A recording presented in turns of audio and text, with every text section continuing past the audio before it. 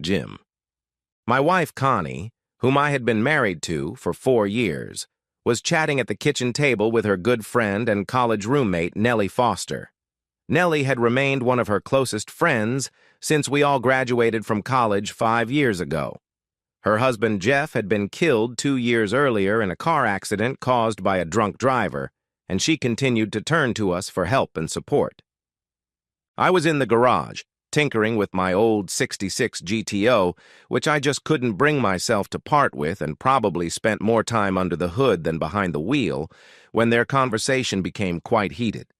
I couldn't hear what they were saying, but Nellie ran out of the garage, yelled at me, "Your wife is a stupid bitch," got in her car, and drove away. I looked up and saw Connie standing in the doorway with an angry look on her face and asked what was going on. She just shrugged and said they had different opinions, turned around, and went back into the apartment. I finished cleaning up my tools and drying everything, then went into the house and found Connie talking on the phone with someone. When she saw me, she turned and went out onto the patio so I couldn't hear. It was strange, but I didn't think much of it at the time. The weekend passed without incident, but Connie seemed a little distracted. On Monday, I had just started my work day when Nellie called and asked if I wanted to have lunch with her.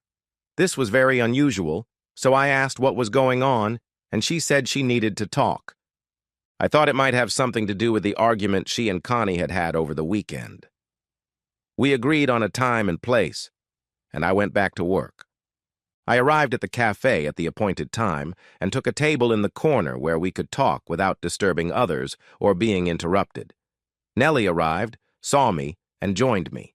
When the waitress brought us our drinks and took our order, I asked her what was wrong. Nellie sighed and began her story. When Connie and I were in high school, she met Ken Sample. Ken was new. His parents had recently moved from a small town up north. He was handsome, charming, and likable. He quickly became famous in sports, and although he didn't excel in any one sport, he was always on the field and became very popular with the guys. He and Connie were in several classes together and soon became good friends. After a couple of weeks, they started dating and soon became a couple. She confessed to me that they had been intimate, but nothing serious. He constantly pressured her to take their relationship to the next level, but she refused, saying that she was saving herself for her husband and no one else. Graduation came, and we all went our separate ways. Connie and Nellie went to state universities, and Ken went back north to a university near his old neighborhood. She met you in her junior year at State University, and the rest is history. Okay, Nellie, thanks for the history lesson, but I don't understand why we needed this mysterious dinner. Ken is in town, somehow tracked Connie down and got in touch with her. They had dinner together a few times and, from what I understand, became quite close. It seems he hinted to her that now that she's married and no longer a virgin, it's time she finally gave him what she's been denying him all these years. My God, Nellie, she can't be taking him seriously. She's much smarter than that. I can't believe she's thinking of cheating on me. Jim, I thought the same thing until she came to me on Saturday. She wanted me to tell you that we were going away for 2 weeks to a spa. I had to cover for her so you wouldn't suspect anything. I asked her what the hell was going on. She confessed that she and Ken had booked a 2-week spa vacation on the West Coast starting this weekend, and that she was finally going to give herself to him. I tried to tell her she was crazy and that I didn't want anything to do with cheating. She said it wasn't cheating, just old debts, and that if I was her real friend, I should help her cover for her trip. Well, you know how her request ended. I didn't help her.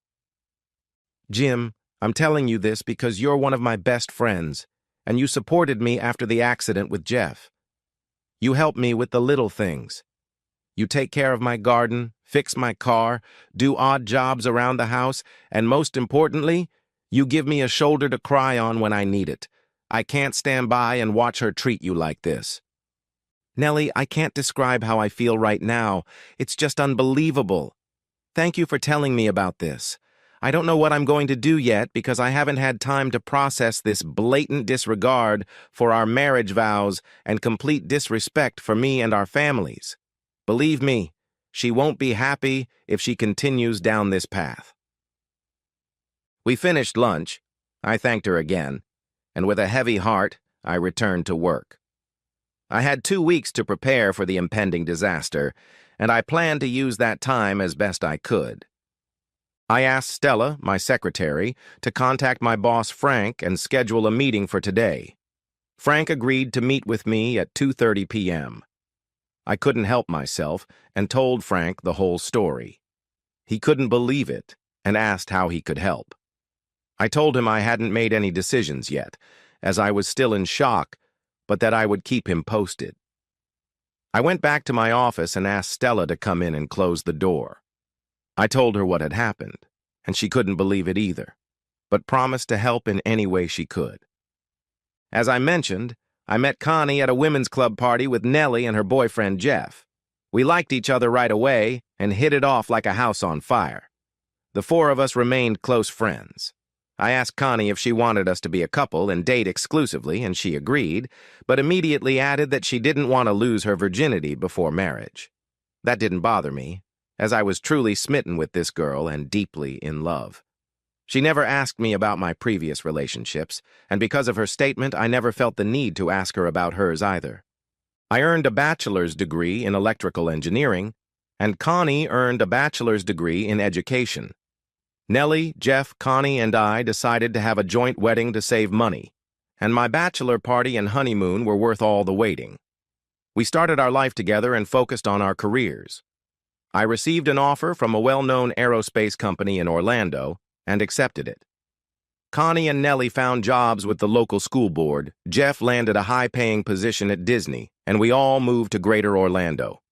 We started to get used to our new surroundings and different career paths. Once we settled in, we decided that any talk of family should be put on hold until we felt more comfortable. We rented apartments close to work, and life was good.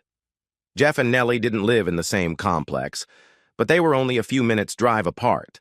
Life was good, the sex was amazing, and I was on cloud 9 until that day came.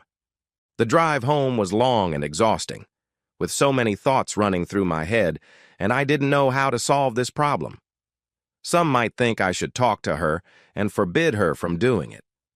But what good would that do? She would be offended by my interference, think that I treated her like my property, and I would be looking over my shoulder wondering what was going on behind my back for the rest of our lives. One thing I knew for sure. She had destroyed my trust in her, and now it was impossible to rebuild. I decided to see how things would unfold. I parked my car on the street, as we only had one driveway for Connie, and the GTO was in the garage, and walked up to the front door wondering what to expect. When I entered, I heard Connie talking on her cell phone and called out that I was home. Connie turned around, waved her hand, and went out onto the patio to continue her conversation so I couldn't hear. I noticed that this was the second time in a week. I went to the refrigerator, grabbed a cold beer, went into the living room, and relaxed in an armchair. 5 minutes later, Connie appeared, all excited, and began to explain that her friends from the women's club had planned a 5-year reunion at a spa on the West Coast and had invited all the sisters. I asked, "When is it?" "Not this weekend, but next weekend, from Friday afternoon to Sunday. I hope you don't mind. I really want to go. It'll be so much fun." "I would never stop you from seeing your friends and having fun. What makes you think that?" "I don't know, but we've never been apart, and I thought you might be a little upset." "Honey, we have our whole lives ahead of us. One weekend won't hurt our love. Besides, I trust you completely. You behave well, but you also know how to have fun. What time are you and Nellie planning to leave on Friday? I'll try to get home early to see you off." I thought she flinched slightly and couldn't look me in the eye. "Nellie isn't going. She had plans and can't change them." "She must be upset. I'm sure she would have liked to see all your old friends as much as you do. What a shame. Well, never mind. What's for dinner?" The game was on. The atmosphere at dinner that evening was tense, nothing specific, but the conversation was strained. After helping with the dishes, I went to the garage to immerse myself in my favorite pastime, working on my GTO. Connie peeked out and asked when I was going to bed. I replied that I would be in soon as I finished adjusting the lifts. A couple of hours later, I quietly slipped into bed, trying not to wake Connie. The next day, I realized that she had decided to betray me and that I needed to protect myself from the possible consequences. I met with my boss, Frank, again and asked for time off and a trip to our head office in Denver. This game of covering your tracks can be played by two people. I wasn't sure I could maintain control for the next 2 weeks, and I wasn't ready to sleep with that bitch again. Frank agreed to come up with a cover story for me and offered to keep Stella in the loop. After taking care of all my work, I made an appointment with a lawyer for the following week and began gathering and preparing the necessary financial documents. In addition, I paid off and canceled our joint credit cards, transferring half of the available balance from our joint bank account to my personal account. Connie and I had separate accounts and separate credit cards for personal expenses. Household expenses were paid from our joint account. That evening at dinner, I explained to Connie that I needed to go to Denver on business and that I was leaving on Monday and would be back no earlier than the end of the week, possibly later. I had important matters to attend to related to my current project. A look of relief flashed across her face, and she began talking about how much she would miss me and how long the week would be for her. The rest of the week and the weekend passed in a tense atmosphere, with us walking around each other, trying to avoid unnecessary conversation and personal encounters. We also avoided any physical contact in bed.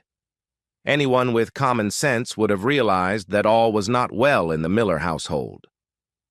On Sunday, I packed my things for the trip to Denver and left for O'Hare Airport the next morning, explaining that I didn't know when I would be back and that I would leave my car in long-term parking.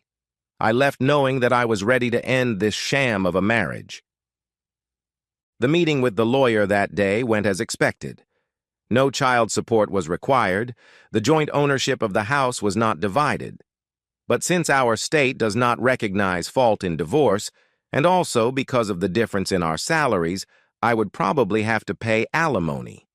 If that was necessary to get rid of this adulteress, so be it. I gave her all the financial documents and asked her to prepare the papers to file for divorce on the grounds of incompatibility. I said I would like to deliver the notice in person next Friday and asked her to have everything ready by then. She replied that there would be no problem. Everything was ready. After a leisurely lunch, I checked into the airport Holiday Inn Express and settled in. I decided to relax by the pool. After the obligatory phone call home, I decided to go to bed. That night, I couldn't sleep. On Tuesday, I met with the real estate agent and told him that I needed a one-bedroom apartment with a garage in a decent neighborhood at a reasonable price. The agent said he would check availability and get back to me. I then rented a storage unit near my current location to store the GRO and all my personal belongings. Everything was falling into place, but now I needed to finalize my plans for an important meeting on Friday. I might need some help. I had dinner and a few drinks at a restaurant near the hotel and enjoyed the evening alone. I returned to the hotel for another sleepless night. On Wednesday morning, I contacted Nellie and asked if she was free for lunch or perhaps dinner. She couldn't leave for lunch, but she would be delighted to have dinner with me. I asked if I could pick her up at 7 o'clock, and she agreed. I was ready for a good steak and made a reservation at Texas Roadhouse, a restaurant near her house. I spent the rest of the day reviewing lists and details that might need attention. Evening came, and I got ready to meet Nellie. I arrived a little early, knocked on her door, and she invited me in while she finished up. She looked amazing, and I told her so. I mentioned that I had made a reservation at Texas Roadhouse, and she was thrilled. We sat down, ordered drinks, and I started telling Nellie about what was going on in my life. She said she hadn't spoken to Connie since they had argued that afternoon. I told her about the class reunion that Nellie, for some strange reason, couldn't make it to, and she smiled slightly. She was surprised by what I had done and asked if I really wanted to go down that path. I tried to explain to her all the anger, pain and suffering I had experienced because of her blatant lies and betrayal, as well as because I couldn't live in that environment. She seemed to understand me and offered her support and a place to stay until I found another place to live. I explained one important point in my plan to her. I needed to know when she was planning to leave so that I could intervene and give her the divorce papers. Nellie said she would talk to the school administration and see what she could do. After thanking her, we continued our evening and enjoyed dinner.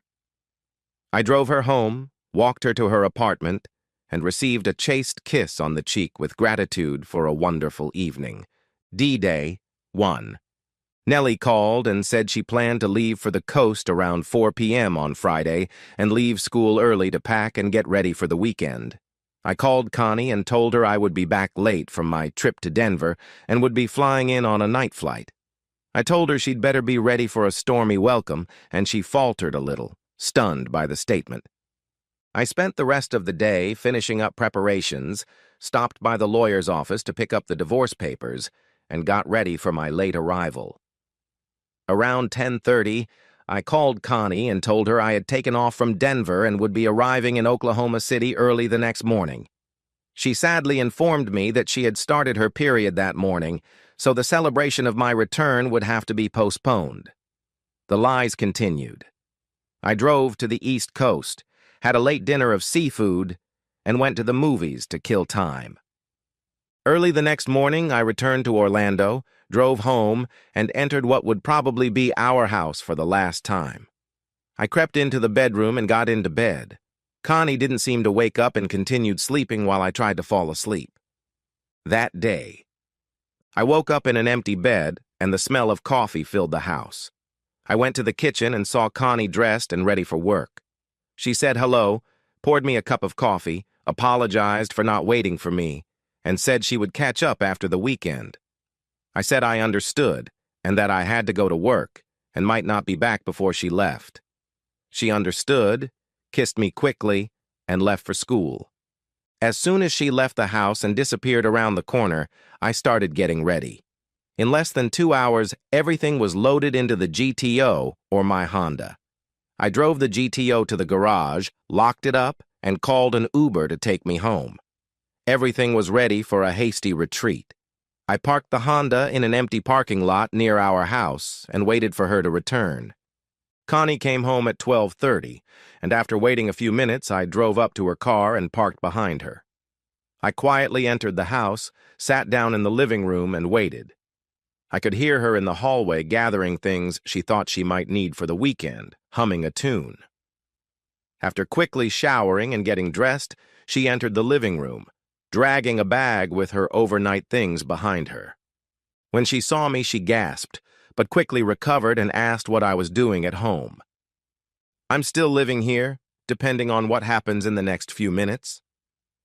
Her face paled, and she asked me to explain what I meant. Then I decided to dispel her illusions. I know all about your weekend dates with your ex-boyfriend Ken, and I want you to know that if you continue in the same vein, there will be no turning back. The decision is entirely yours. The surprise on her face gradually gave way to anger. She looked at me defiantly and began her tirade. Damn it, Nellie and her big mouth, it should have been her. If she had kept her mouth shut, you wouldn't have found out. I would have come back to you and everything would have been fine. Nellie is trying to save you from yourself and save our marriage, and you're doing the wrong thing. I would have looked you in the eye and known right away that something was wrong.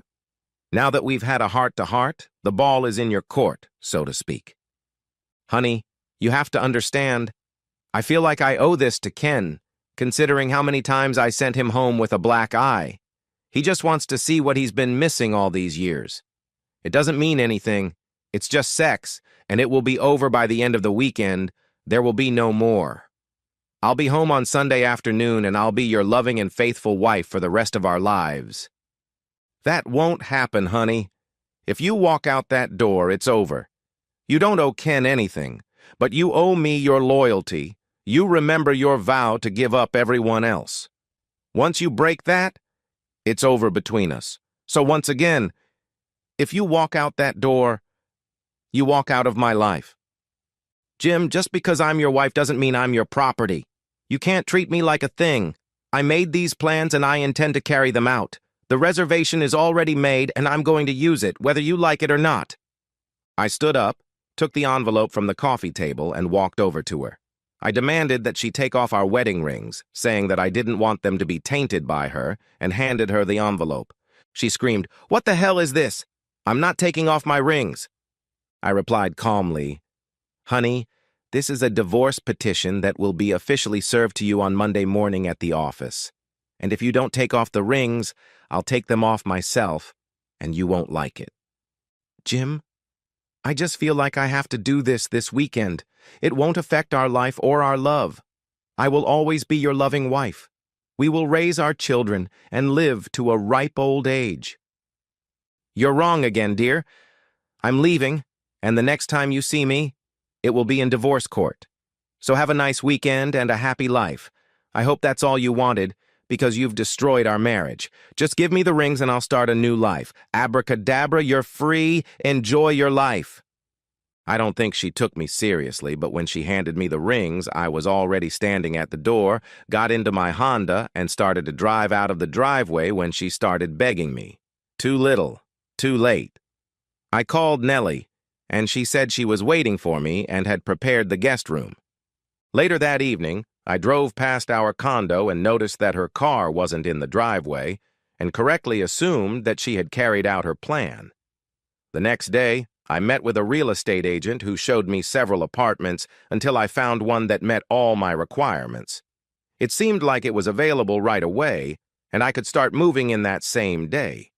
I paid all the necessary deposits, signed the lease, and got the keys to my new apartment.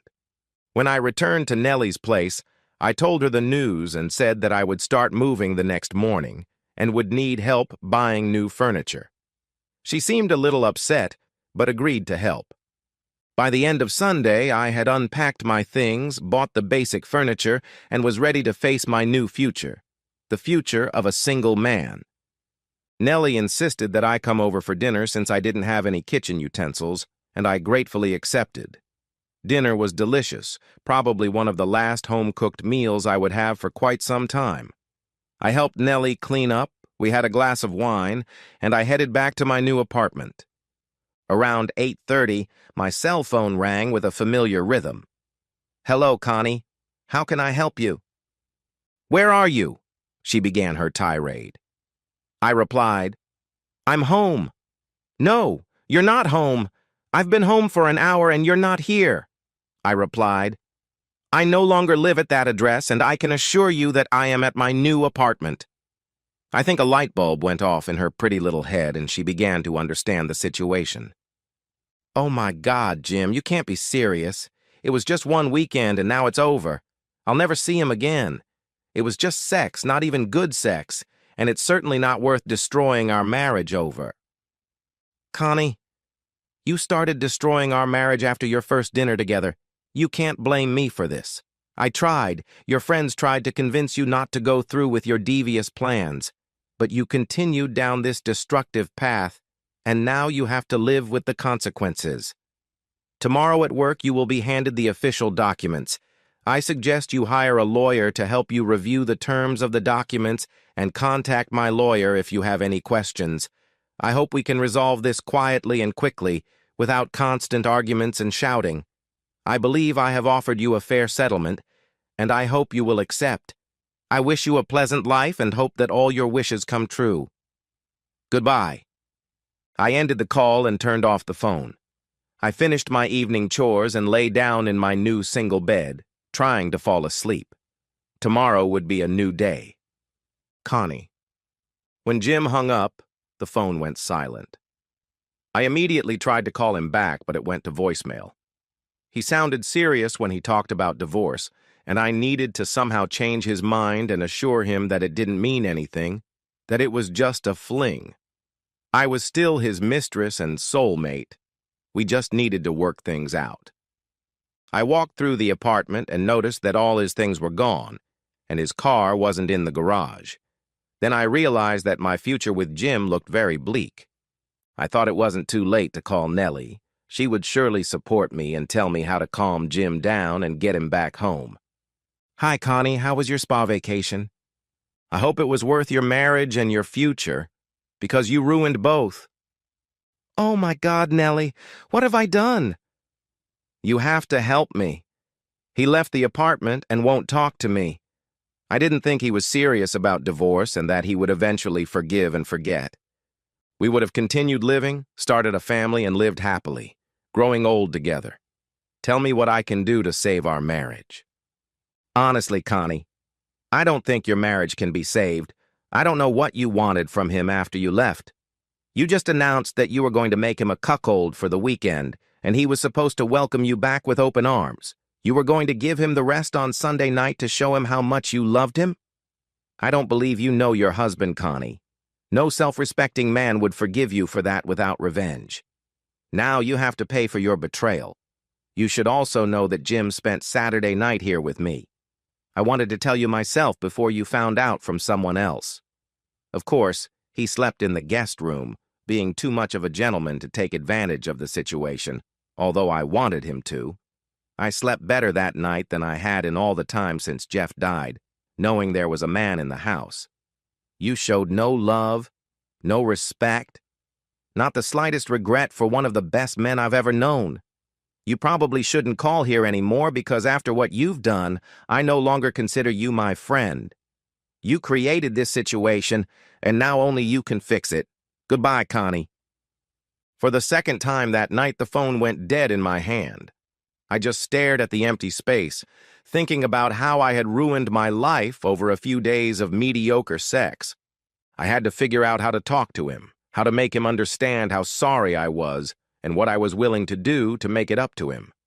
He wasn't answering his phone. I couldn't get through to him at work. He worked in a secure building that you couldn't even approach without a pass. I didn't know where he lived, and my best source of information advised me to take a walk around the short pier.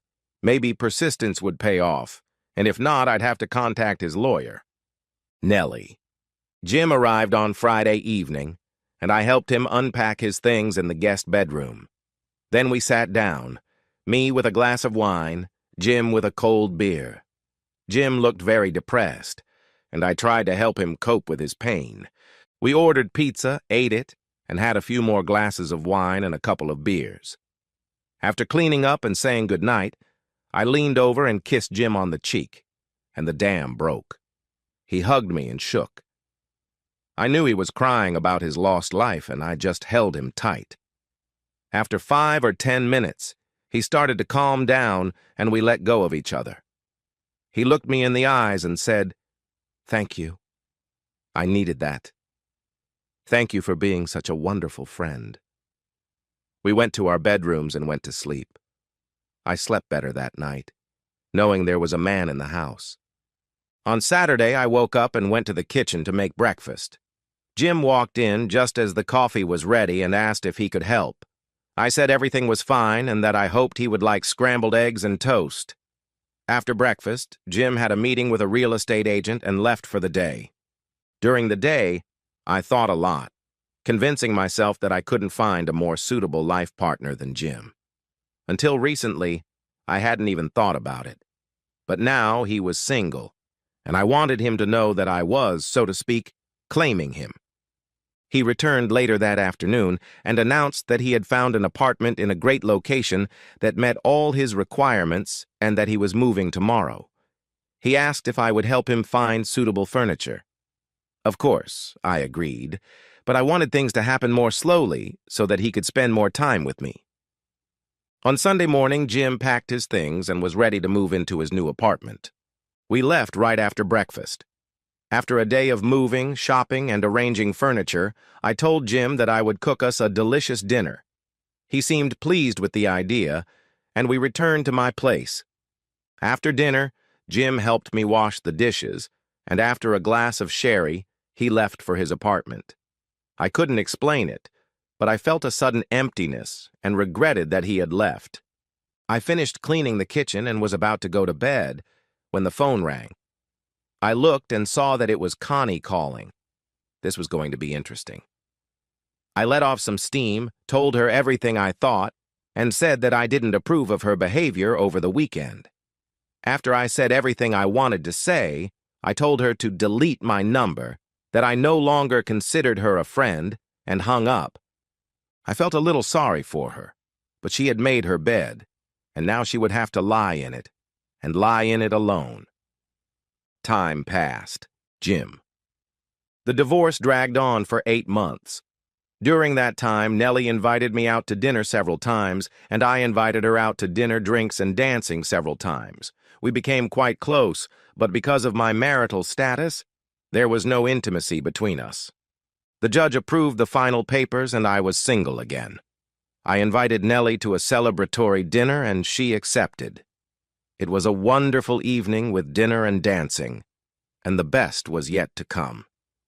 We spent the night at her apartment, giving in to our pent-up desires, and it seemed that we were perfect for each other. 2 weeks later, I moved into her apartment, which was larger than my one-room place, as she and Jeff were planning to start a family. After 5 months of living together, I was ready to take the plunge again, and she agreed to marry me. After a small civil ceremony, we became husband and wife and had children. We now have 2 children, a 3-year-old boy and a 1-year-old girl. We are not sure if we want a third, but we have not made a final decision yet. Connie. I tried to contact Jim through his lawyer, but Jim refused to communicate with us, did not respond to letters, did not answer the phone, and did not agree to meet. I begged the judge to schedule counseling for us, but Jim said he did not want to attend any sessions, that it would be a waste of time because he would never agree to reconciliation. The divorce was finalized, and I was left with nothing. During this period, I tried several times to mend my relationship with Nellie, but my requests were again ignored. She ignored me at school and wouldn't even look in my direction. Once during lunch, I sat down at her table to get her attention. She got up and moved to another table, which drew several disapproving glances. Then I realized what I had done, and that it was probably time for me to leave. I left and went back home to my parents. At least they talked to me, no matter how disappointed they were.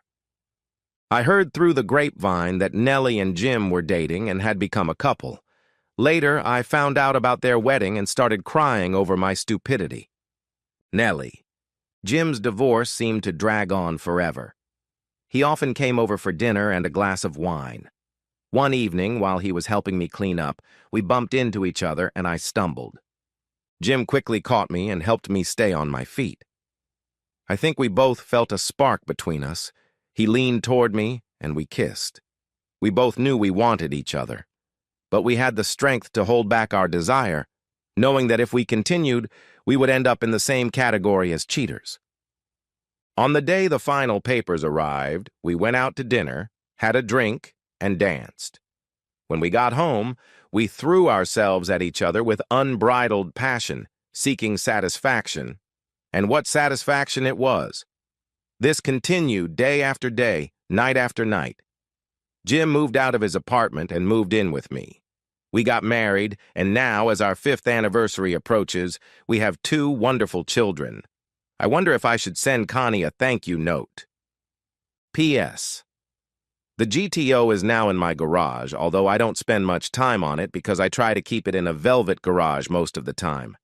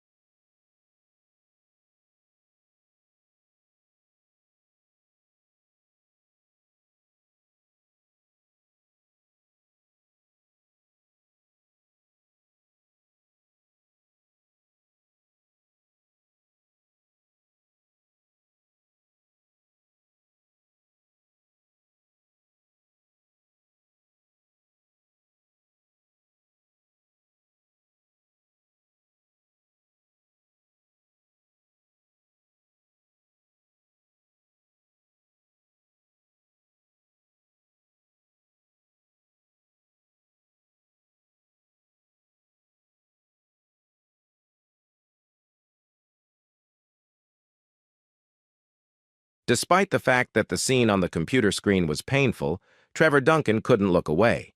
Partly this was because he still couldn't believe his eyes, even though he knew without a shadow of a doubt that it was true.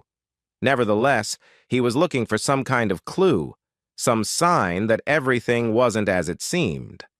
Another reason was that Trevor felt completely broken and that he had already lost the most important thing in his life. He was suffering so much emotionally that perhaps the accumulation of pain would eventually lead him to numbness, to emotional numbness. The video was clearly filmed on a phone that had been set up in advance to capture what was happening on the bed. Trevor didn't recognize the bedroom at all, but he knew exactly where and when it was. He also recognized the very attractive woman lying half-naked on the bed with a man lying on top of her. Trevor cursed loudly and threw an empty beer can at the screen. 3 days earlier, his wife had casually admitted that she was sleeping with someone when she disappeared for an hour from a party at the home of Donald Bloom, the university president. The party was to announce to faculty and staff that Trevor would be replacing Dr. Welsh as Dean of the Humanities. After a brief argument that caused a real scandal in front of everyone, Trevor went home, grabbed a few things, and checked into a motel. His wife, who smelled of sex, had the audacity to be angry that his colleagues had found out she was sleeping with another man, and in front of everyone. Shortly after he checked into his room, he received a video via email. Trevor and Larissa had been married for 12 years and had a 10-year-old daughter, Josephine. Larissa's pregnancy had been quite difficult, with complications that required an emergency C-section. Another blow for Trevor was that he had hinted several times that he wanted another child, but Larissa had refused, and now she was happily going to give birth to this toad. Despite the fact that Trevor found Hunter unattractive, he had always managed to get involved with very attractive women.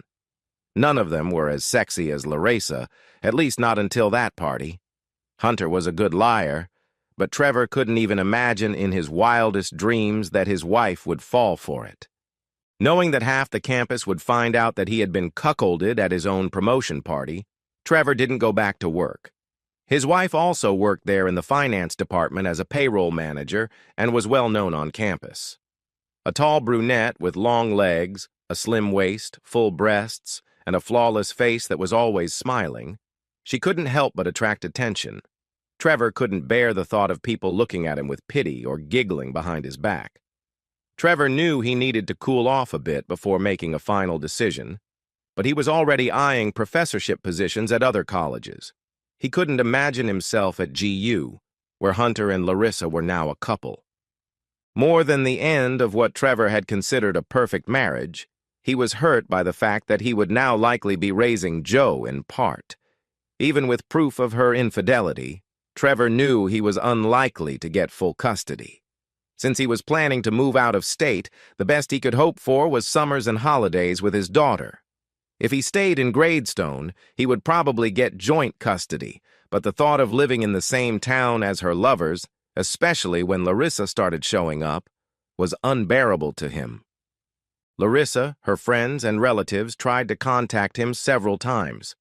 After her message, "What's wrong with you? I didn't do anything to deserve this," Trevor blocked all possible ways of communicating with her. He even canceled his phone and got a new one with a new number that wasn't listed in the phone book, only under his name. He felt terrible because he knew how much Jo would miss his father, but he couldn't see a way to contact her without running into Larissa, which he wasn't ready for yet. While Larissa came from a large family, with 3 brothers and sisters, both parents alive, and dozens of close cousins, Trevor was practically an orphan. His parents had died within a month of each other before he met his wife in college. He had no siblings or other relatives that he knew of. Furthermore, all the friends he had in town were their friends.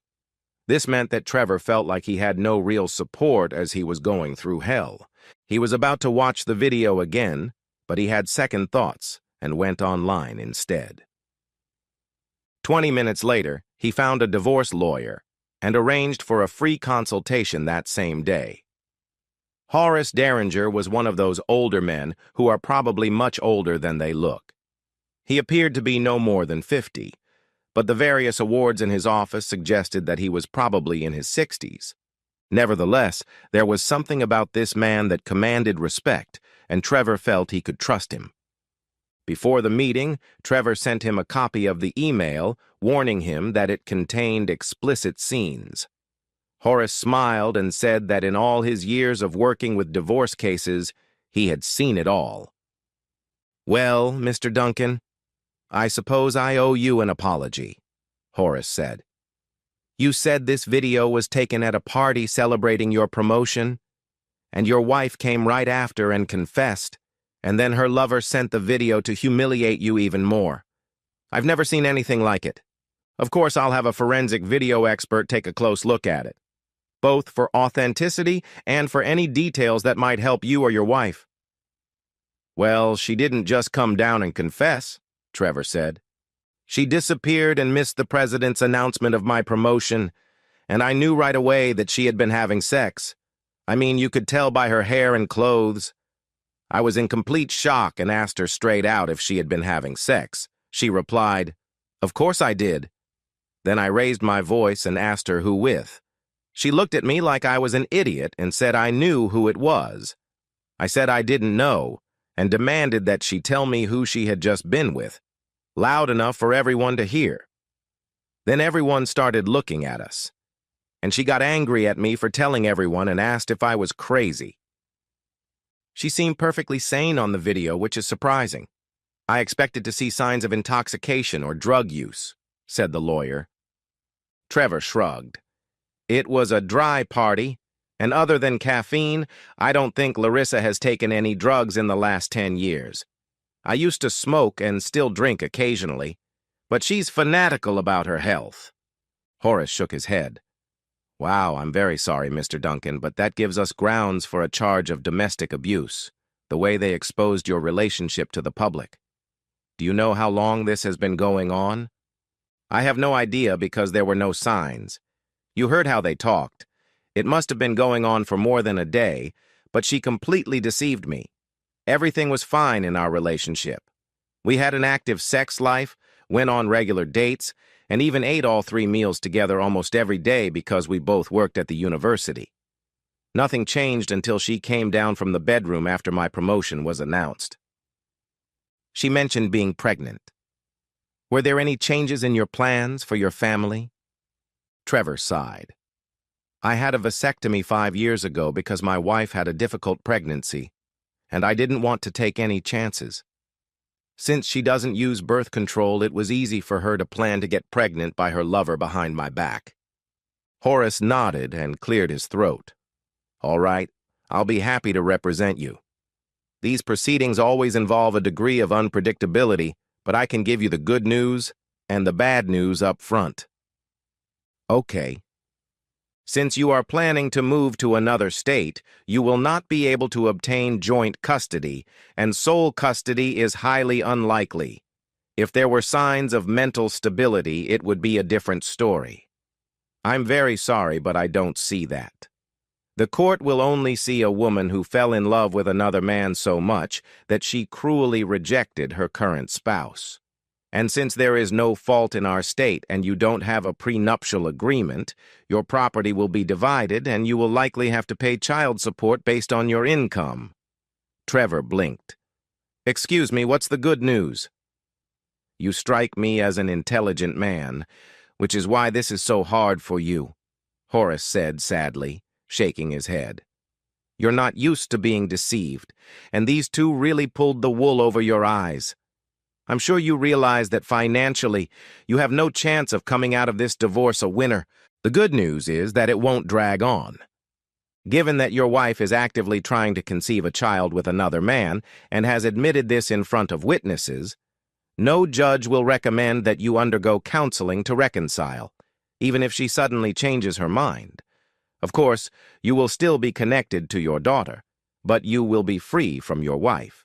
In addition, we can stipulate that a neutral person will be the contact person for matters concerning your wife and will accompany her during visits. In other words, you will not be forced to communicate with your ex-wife. Trevor nodded. I think that's the best news I could have hoped for. I don't intend to talk to her anymore. I'm sorry, I meant after the divorce. You will both still have to attend the trial. And since that could take a month or more, I'm sure you don't want to be separated from your daughter for that long. You'll be free of her eventually. I recommend just keeping your emotions in check and not doing anything stupid like knocking someone's teeth out. I would never raise my hand to my wife. I've never even yelled at her, Trevor said, sounding hurt. I meant your future ex-wife's lover. That video could cause you to have a physical reaction, and that could be used to take away your right to see your daughter. Maybe that's why they sent you the video. I've seen that trick before. My advice, aside from hiring me, is to find a third person you both trust to tell your wife that you're not ready to see her, but you want to see your daughter. For you to have a chance at full custody, it needs to look like you still want to be her father. Of course I want to be her father, Trevor replied sharply, but Horace barely reacted. Yes, that's why I recommend you do what you already want to do. After the meeting, Trevor didn't feel any better, but he officially hired Horace to start preparing to hand Larissa the papers by the beginning of the following week. He was already thinking about how to contact Joe without involving Larissa. Horace's advice about a neutral mediator came to mind, but he couldn't think of anyone he trusted, fearing that they would most likely side with Larissa. In the end, he settled on the Ballos. Jeff and Marjorie were the parents of Tegan, Joe's best friend in school. Larissa and Marjorie hit it off right away and became very good friends. Over the past couple of years, the families had gone camping together and even on vacation to California. Trevor wasn't as close to Jeff as Larissa was to Marjorie, but he trusted them, especially when it came to his daughter. Trevor had all the contacts from his old phone, although many numbers were blocked just in case. He was going to call Jeff, but he knew that he would probably end up talking to Marjorie. She answered the first call. He didn't even have time to say hello before she interrupted him. Trevor, is that you? Where are you? Everyone is very worried. Larissa even called the police, but they don't consider you missing because they think you left her. They're not wrong. I did leave her. What? Marjorie squealed. How could you? They're both crying nonstop. How could you do that? Is it because of another woman? Stop yelling and I'll tell you everything, Trevor said firmly. She muttered a few more expletives, then said angrily, Fine. I guess Larissa didn't tell you the whole story. Only that you brutally humiliated her for no reason and acted like a madman in your boss's house. Trevor snorted. That's ridiculous. I humiliated her? I'm sorry to speak ill of your good friend, but the fact is, my once loving wife suddenly disappeared from a party. I tried to find her and asked everyone, but I had to give up the search. Because the president was about to announce my promotion. The promotion that was the reason for the party. The announcement was made, I gave my speech, and my wife was nowhere to be found. It didn't escape the notice of all my colleagues who were there. When I finally found her, she looked and smelled like she had just had sex, obviously not with me. What? I don't believe it. Oh, it's true. What's more, she admitted it as if it didn't matter. She only got upset when I demanded that she tell me who she had slept with. That's not like Risa at all, Marjorie said in a softer voice. I thought so too. Then I got an email from her lover, that damn Hunter McPhillip, with a full video of them having sex and discussing their plans to have a baby. Trevor, that can't be true. It must be fake.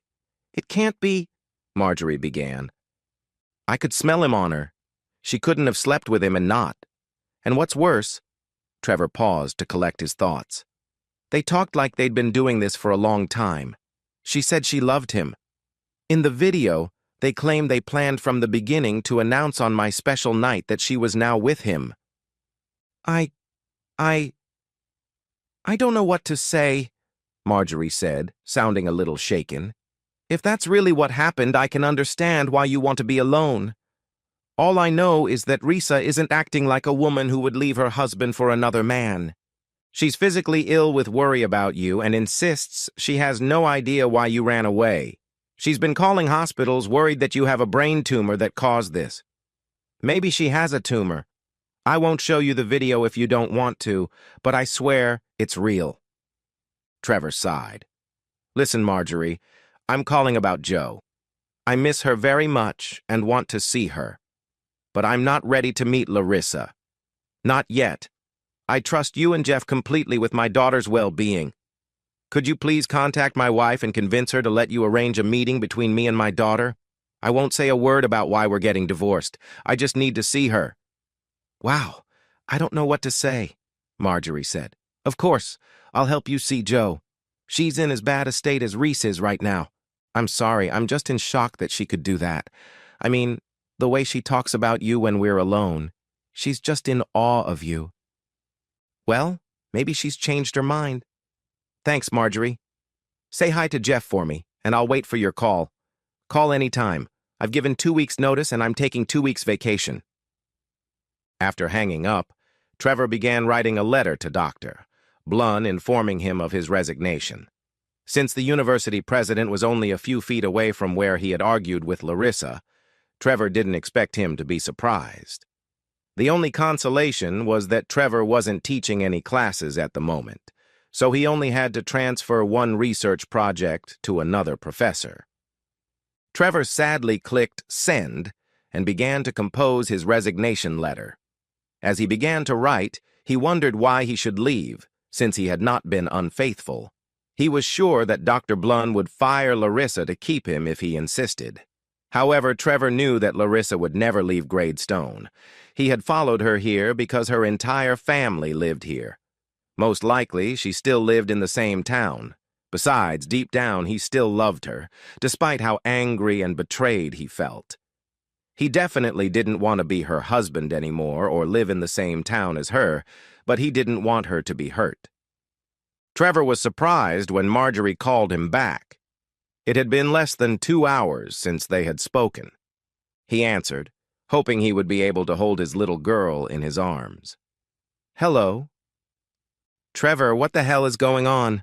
Marjorie asked, sounding very upset. I told you what happened. Now you and Risa are not only the smartest people I know, but also the kindest and most trustworthy. Marjorie spoke slowly, trying to sound calm. So when you told me that ridiculous story about Risa cheating on you, I believed you because I knew you wouldn't accuse her of something like that and quit your job without a good reason. Thank you, Marjorie. That means a lot to me. I know how close you are to Risa, and I feel terrible for putting you in this position. You're not kidding, Marjorie muttered. I just spent over an hour talking to Risa, and her version of the story is so different from yours, it's unbelievable. She wants me to find out where you are so she can take you to the hospital because she's convinced that something is seriously wrong with you. She's terrified that whatever is wrong with you could kill you. Trevor sighed. And what's her version of that night? Larissa admits that she left the party to have sex in the upstairs bedroom, but she says it was you. What? She claims she was ovulating, so you talked her into going upstairs. She never mentioned to me that you were trying to have a baby again. How long have you been off birth control? Trevor exhaled sharply. Never. I had a vasectomy 5 years ago. I wanted more children then, but Larissa didn't. I would remember if I had reversed the procedure. I can show you the scar if you don't believe me. This doesn't make sense. None of your explanations make sense. One of you is clearly lying. Have you been drinking or taking anything? Marjorie, I have a video recording. Besides, I have at least 20 witnesses, including our boss, who can confirm that I didn't leave the party and that my wife was nowhere to be seen when my promotion was announced and I gave my speech. Marjorie felt like she was about to cry. Trevor, she sounded so confident. Maybe there's something wrong with her, especially since she's sure you got her pregnant and are leaving her to deal with it alone. I'll try to take her to see a doctor. Trevor sighed. I have to admit that Larissa has some health issues, which is more likely than her suddenly becoming so cruel and cheating on you. If that bastard did something to her. I know you asked me not to watch, but can you send me the video? I think Larissa needs to see why you left her. Marjorie, okay. Keep me posted. What she did hurt me more than anything I've ever been through, but I still love her and care about her. I will, Trevor, and try to see Joe as soon as possible. I'll try to arrange something for tomorrow evening. Later that evening, Trevor received a reply from Dr. Bloom. He expressed his condolences and said he was very surprised by Larissa's behavior, but confirmed that there had indeed been sex in one of the bedrooms of his home. He said he would most likely fire Larissa and Hunter for immoral behavior and asked Trevor to reconsider. Trevor replied that he appreciated the offer, but couldn't stay in the same city. Trevor was surprised by what Larissa had told Marjorie. How could she think it was him? He was almost a foot taller than McPhillip and probably 35 pounds lighter. Besides, their genitals were completely different. If she really thought that, maybe she was having a nervous breakdown after getting caught. Trevor began to worry that Larissa might not be a suitable mother if that was the case. He decided to contact Horace first thing in the morning. Trevor had never cried so hard in his life as he did during his visit to Joe's house, while the Beloys were out to dinner to give them some privacy. Despite Joe's prodding, Trevor never told her why he was leaving Larissa. Of course, Joe wasn't stupid. She already suspected that his mother had done something Trevor couldn't forgive. They were both wiping away tears when the Beloys returned. Only Marjorie came in. "Honey, Jeff and Tegan will take you home, okay? And you have Jeff's old phone so you can text and call your father between visits, okay?" Joe hugged her father tightly, then Marjorie, before leaving. "Thank you for the phone. I'll pay you back. And for everything. You've been great friends." Marjorie waved her hand dismissively. "You've always been good to us. Listen, I wanted to talk to you in person. I watched the video." Trevor grimaced. "I can't imagine how awful that must have been for you. But couldn't you have done something?" Marjorie paused and sighed. "You don't have to watch it, but listen to the video. If Larissa really thought she was having sex with you to get pregnant, would she have talked like that during sex?" "What?" "Trevor, I'm serious. I think there's something wrong with your wife." She sighed. "I'm still trying to get her to see a doctor because she really thinks she was with you. She won't name the guy, and everything she said makes sense to me if she thought it was you. Of course, you know better than me." "She couldn't have thought that. Maybe she's having a nervous breakdown after what happened, but that's after she cheated on you and got caught." "Trevor, I showed her the video. She got angry that I was accusing her of something terrible when the video clearly shows the two of you." "What?" "And she swears she just stopped taking the pills to get pregnant. She spent at least 20 minutes trying to find proof that she had been taking them before." "Marjorie, I talked to a lawyer about the possibility that there might be something wrong with Larissa that could put Joe in danger. Could you talk to social services so I can get temporary custody?" She sighed. "I'm very worried about her, but you're right. Joe's safety is more important than my friendship. Maybe this will convince her to seek medical help." Trevor returned to the motel and about 15 minutes after leaving their house, received a call from Marjorie. "Hello? Trevor, Jeff called an ambulance and the police. I'll let you know which hospital so you can meet us there," Marjorie said, crying. He felt sick. "What happened to Larissa?" "Trevor, she told Jeff and Joe when they got there that you and her had made up. She told Jeff in private that you spent almost the entire time we were watching Joe in bed with her. He checked her bed. I'm sorry, but—" Trevor shouted. "Make sure they took rape tests." Trevor had been at the hospital for a couple of hours when he received another video from McPhillip. He was about to delete it, but changed his mind and forwarded it to the officer in charge of the investigation instead. The next 2 days were a living nightmare. Like the entire previous week, nothing made sense. After numerous tests and psychological evaluations, Larissa showed no signs of trauma other than her assertion that she had had sex with Trevor, not McPhillip. Even when they watched the video, she insisted that it was consensual and with her husband. No one could find any explanation, although Larissa was kept under observation. McPhillip was questioned and admitted that he had had sex with Larissa 5 times in the past 3 weeks, swearing that it was consensual and for the purpose of procreation. All rational explanations were rejected, and the district attorney informed the police that without evidence that McPhillip was responsible for Larissa's delusions, he could not be charged. Trevor spent most of the week in the hospital. Of course, he returned home to care for Jo, who was distraught, fearing that her mother might die.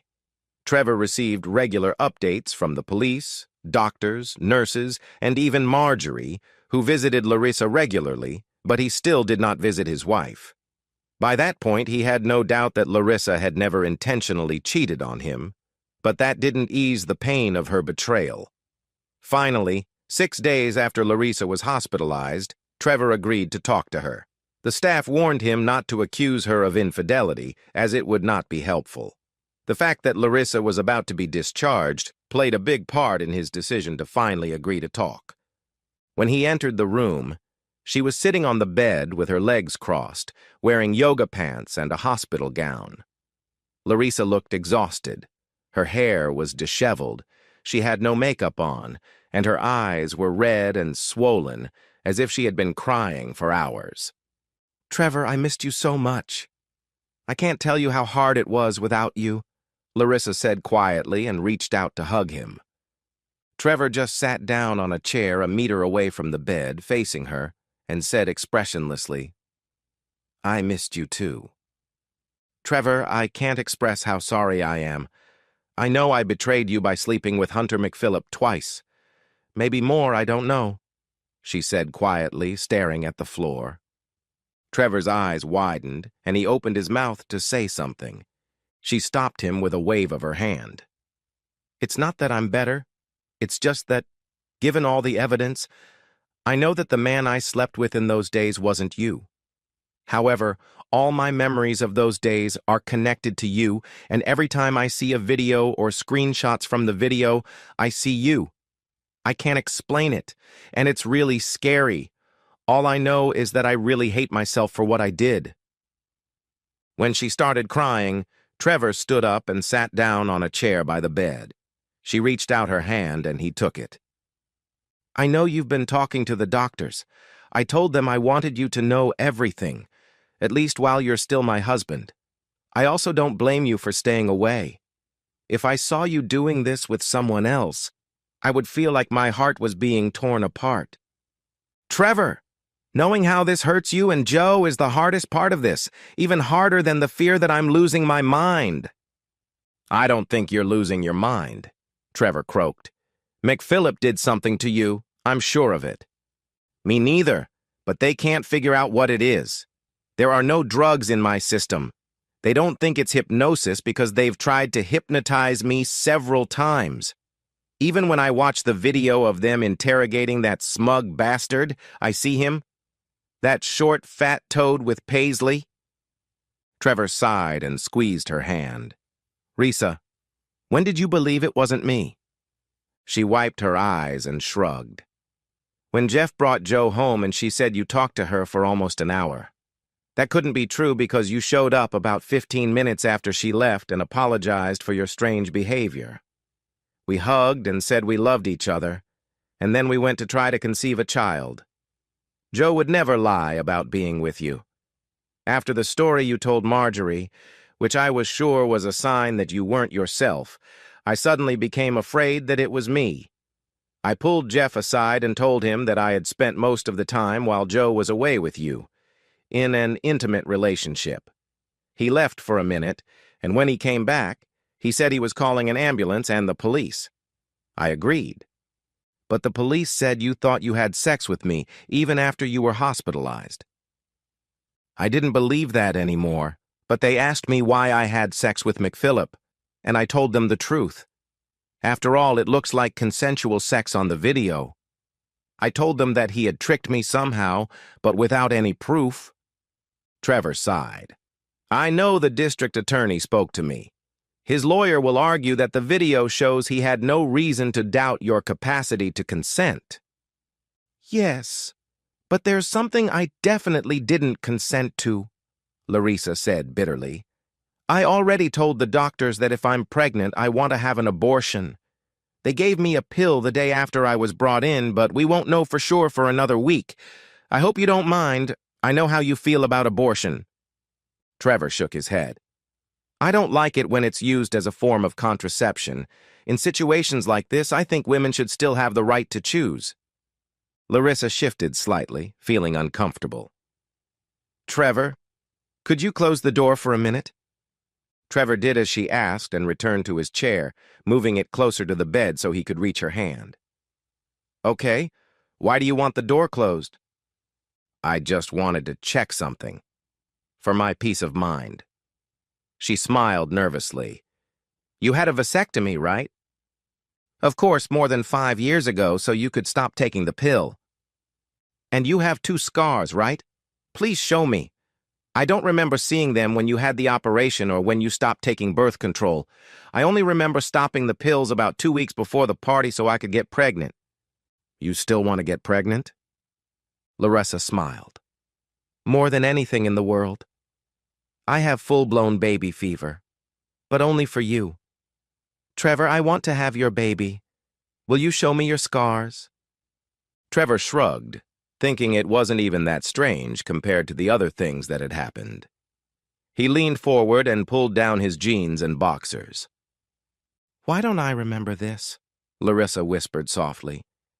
"I may be a little crazy right now, but I'm not stupid," Larissa said sadly. "I told you that I know how much I hurt you, and that our marriage is probably over. Expressing my love doesn't mean I expect us to be together when I leave here." "It's all very complicated," Trevor said, shifting uncomfortably in his chair. "Now that I know a little more, I would say that our marriage is in jeopardy, but not necessarily over." "I want you to stay home with Josephine," Larissa blurted out. "I'm not going back there." "What?" Larissa shrugged. "Until we find out what happened, I don't trust myself to be Joe's sole guardian. If I were you, I definitely wouldn't want to share a bed with you. One of the girls at work practically lives with her boyfriend, so her apartment is empty for weeks at a time. She agreed to put me up until we figure out what to do next." Trevor frowned. "I don't know if I can trust you when you're alone." "It's not far from college, so you and Marjorie will be close by to check on me." Larissa sighed. "I'm grateful you didn't tell my family about this. However, if it doesn't work out or they find out soon, I'll have to tell them, including what I did." "Larissa, I'd feel much better if you went home and I stayed in the guest room. Please, right now I'm much more concerned about your health than what you did."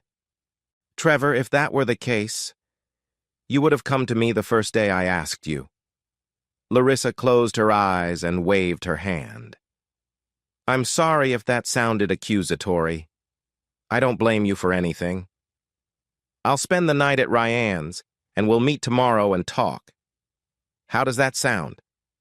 I promise Marjorie and Ryan will keep an eye on me." Trevor sighed. "All right, let's do that." Larissa suddenly laughed coldly. When Trevor raised his eyebrows, she said, "It's just that I'm probably the only cheater in history who can honestly say, it's not what I think. You see, instead of making excuses to my husband by saying, it's not what you think." Trevor smiled weakly. "I understand, but it's not really funny when you explain it. Goodbye, Larissa. I love you. I never stopped."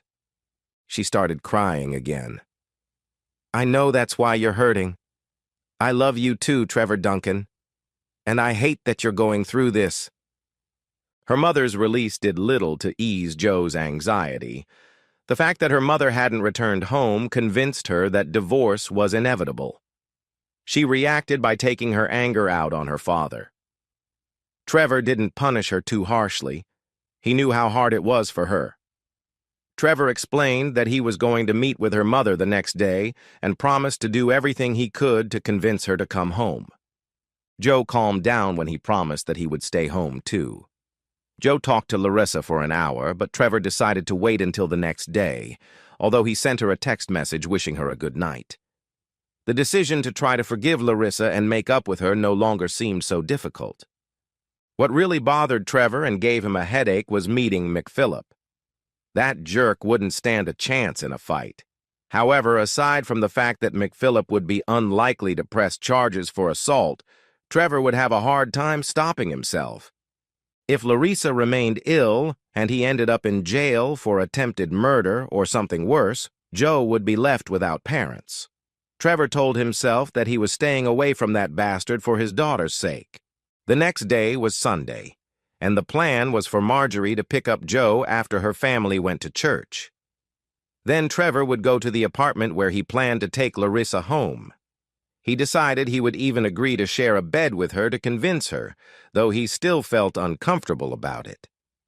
When he got to the apartment, Trevor knocked on the door, but no one answered. He knocked louder and then put his ear to the door. He was sure he could hear voices, including a woman screaming. He turned the handle and entered cautiously, in case Larissa had given him the wrong number. As soon as he stepped inside, Trevor heard the distinct sound of loud sex between two people. He walked down the hallway and saw them in the kitchen. Larissa was sitting on the kitchen table completely naked, with one leg on the table. McPhillips, also completely naked, was holding her other ankle in the air while standing on a 7-inch platform. "What the hell?" Trevor growled. McPhillips stopped thrusting and looked at Trevor with a genuinely alarmed expression. His already pale face turned even whiter. Larissa opened her eyes, looked Trevor straight in the eye, and screamed, Why are there two of you?" Trevor lunged forward to beat McPhillips, but slipped on a wet spot on the floor from the spilled pasta pot he hadn't noticed before. Sliding past the lovers, he grabbed McPhillips by the neck, but only caught the chain the fat man was wearing. Trevor accidentally tore off the chain with the pendant before falling heavily, hitting his shoulder on the corner of the stove.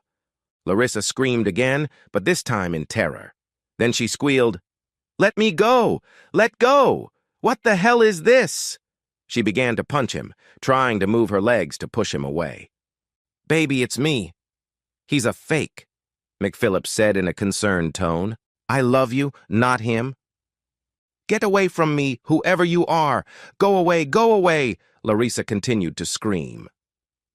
Almost in slow motion, Trevor saw her reach for the dirty steak knife lying next to her. Then Larissa brought it up to McPhillips and plunged it straight into his throat, pulling the knife out immediately. Surprisingly, there was no blood, and McPhillips showed no reaction other than to open his eyes wide. The only sound was Larissa's screams as she plunged the knife into the side of his neck, and blood gushed from the wound. She pulled the knife out again, and McPhillip fell forward, his head at the level of her blood-covered groin, and there was blood everywhere, a lot of blood. Trevor managed to get up and shouted at her. Larissa continued stabbing McPhillip, screaming, until Trevor finally reached her and wrenched the bloody knife from her hands, but not before she had inflicted 2 deep cuts on his arm that required stitches. 2 years later, Trevor stood behind a 2-way mirror and watched his wife and daughter hug each other. Enough time had passed for both him and Joe to begin to accept that Larissa would probably never leave the psychiatric clinic. So far, there had been no change in her situation. When Trevor tried to visit her last month, she flew into a rage and accused him of being a werewolf who had come to seduce her. In fact, almost all adult men elicited this reaction from Larissa, even her father. Joe said that even when Larissa interacted with her daughter, it was like meeting a shadow of her mother, but not her mother herself.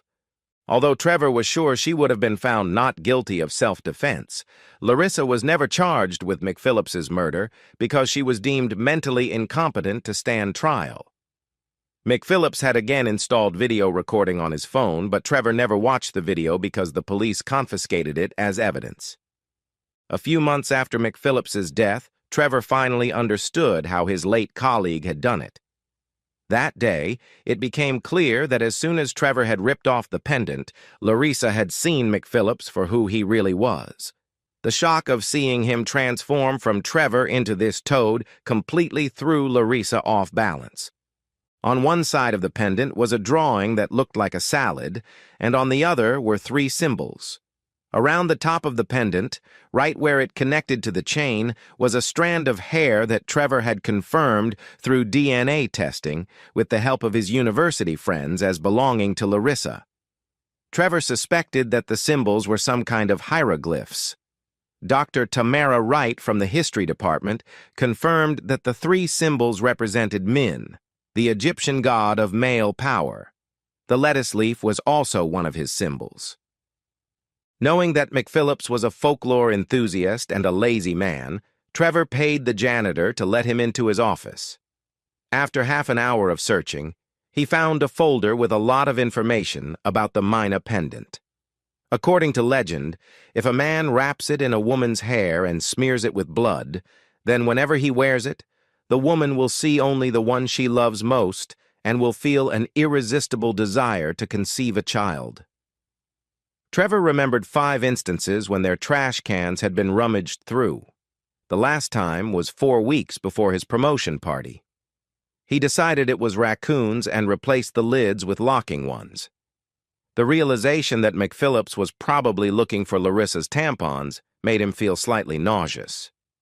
Along with various versions of the legend, there were stories dating back to the early 1900s about women who had affairs with men they swore to consider their husbands. There were also several confessions from men who admitted to using the pendant to seduce someone. Trevor found a piece of paper with a phone number and the name Vicky among other documents. He called the number and found out that Vicky had been hired to sell a huge collection of artifacts belonging to a deceased collector. Trevor asked if he could send her a photo of the pendant. He emailed it to her while they were on the phone. Vicky confirmed that she had indeed sold the pendant to McPhillip, remembering it from Trevor's description. "Something happened, didn't it?" Vicky asked in an anxious voice. "Something ridiculous like supernatural? Or a curse? I'm so sorry, I didn't know when I started selling the collection."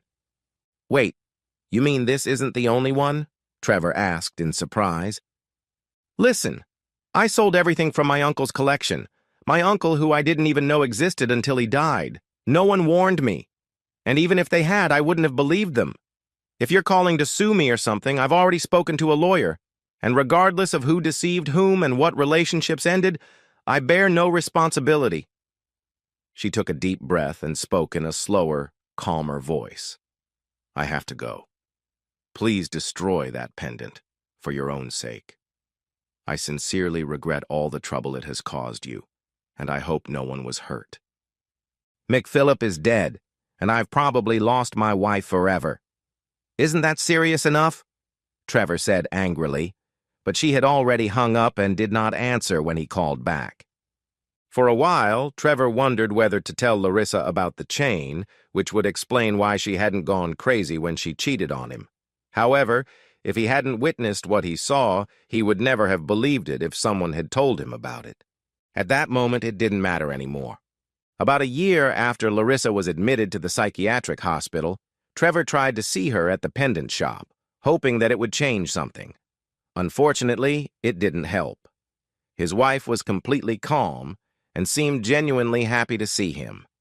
Tears of happiness welled up in Trevor's eyes. Until Larissa said, "Gina, you're a bad bitch. Don't come here. If the guards catch us here again, they'll take away our TV privileges." Despite his protests, Larissa had already lifted her dress, exposing her breasts. Trevor quickly left that day with a broken heart. After thinking it over, he realized that his wife was not herself and could not be held responsible for her actions. However, he knew that his marriage was over. The visits became more for Joe than for him. One afternoon, after returning from a visit to Larissa, his daughter told him that she wanted him to find a girlfriend because she didn't like him being so lonely. Almost exactly 2 years after McPhillip's death, he finally mustered up the courage to invite a new young modern literature teacher out for coffee, feeling no guilt whatsoever. That coffee led to several more, and then to a difficult conversation with his daughter. Joe, who seemed to have aged 4 years in the last 2, hugged him tightly when he said everything he wanted to say. "Dad, just because I give you my blessing doesn't mean I don't think it's disgusting. Please don't do it in the house when I'm here. My real mom is dead, but if she were alive, she would understand. She would want you to be happy, and so do I." Trevor turned the page on a chapter of his life that had ended in a nightmare and began a new one with optimism. The end.